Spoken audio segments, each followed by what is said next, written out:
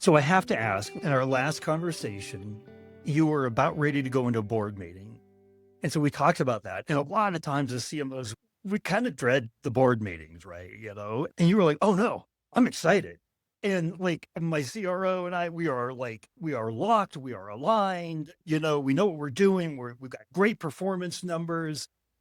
When you talked about focus amongst the team, alignment across the teams, for you to have that kind of alignment with sales and then that kind of performance, you could go into the board and be as excited about what you're doing.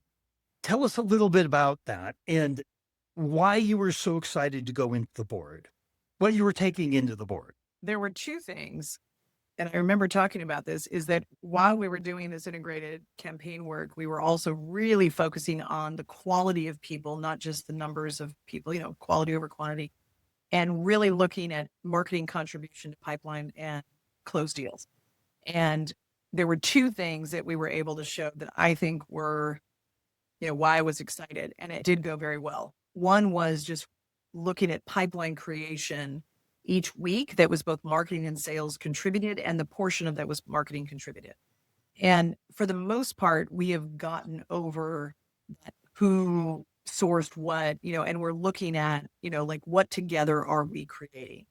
I will say that marketing contribution to pipeline has been averaging 40 to 45%, which is very high. And at the end of the day, I don't care if we're all hitting our numbers because it doesn't work if marketing is doing 45%, we're still not hitting our numbers. So whether it should be 30, 35, 45, like I don't care. It's more like, what are you able to do? And we should just celebrate. Are we hitting pipeline numbers?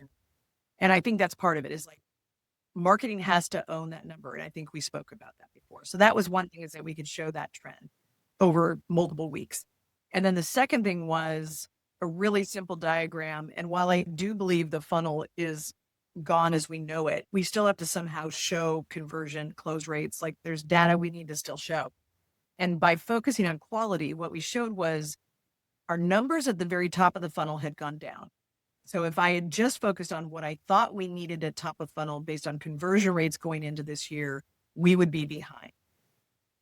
But conversion to qualification had also gone down. And you're like, oh shit. So we're getting less in the top and we're converting less to qualified.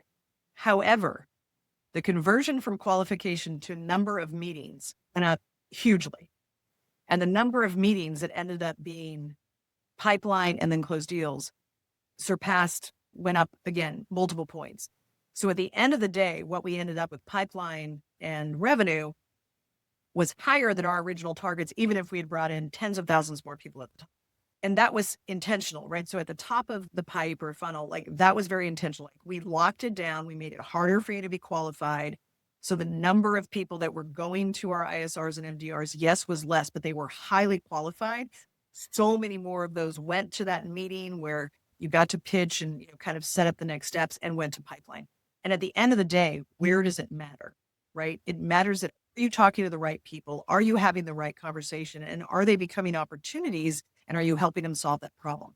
So if we can continue to do that, and it's all because of the same thing, focus on the problems, make sure that they actually have that problem and are raising their hands saying, oh my gosh, yes, they're at the stage where they're starting to consider, because as you said, you got to reach them early, right?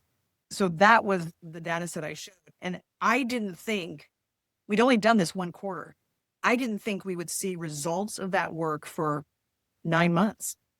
So the fact that the ship moved, and by proving this out over a quarter, actually flipped so quickly, like I was shocked. And so I had to show that to the board, and I showed it to everyone. It's like, everyone has to see this. Like, I'm not even sure what we did. And so it's very different. Ooh, we did this, we changed this, we changed that. Like there were so many things going on. You couldn't say, oh, it's one thing. It was literally 20 things all working together, but it all lined back up to this focus and intentionality and integration, and everybody moving against the same things. And asking, and there's this great book called Will It Make the Boat Go Faster? And it all goes back to that. Like, are you working on something that's going to make the boat go faster?